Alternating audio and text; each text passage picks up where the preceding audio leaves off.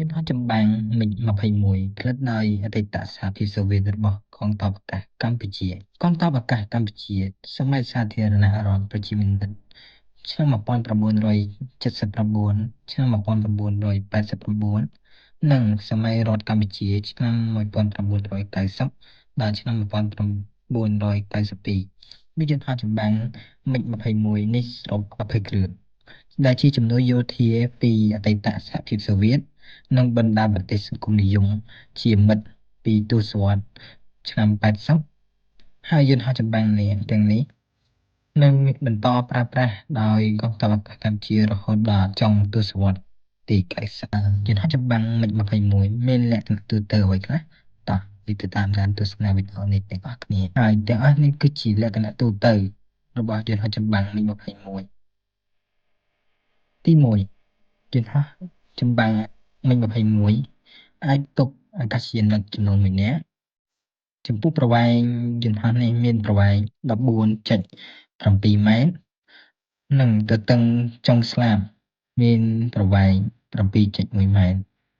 កម្ពស់ខ្ពស់ពីដីមានប្រវែង 4.1 ម៉ែត្រ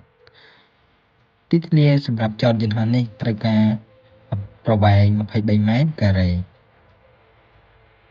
ចំពោះទម្ងន់សរុបរបស់យន្តហោះ MiG-21 នេះមានប្រមាណ 8,725 គីឡូក្រាម និងទម្ងន់ផ្ទុកគ្រាប់កាំជ្រួចមានប្រមាណ 10 តោន ហើយម៉ាស៊ីនដែលយន្តហោះ MiG-21 អាចផ្ទុកបានមានដូចជា Air-to-Air Missile K-13,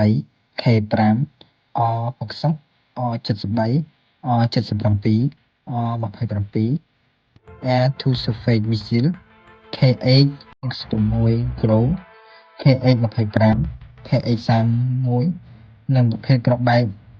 KAD 500KR TVJ Boom ដែលមានប្រមាណ 500 គីឡូក្រាមក្នុងមួយគ្រាប់ ចំពោះ performance របស់យន្តហោះ MiG-21 ដូចជា maximum speed មានប្រមាណ 2,237 គីឡូម៉ែត្រ និង landing speed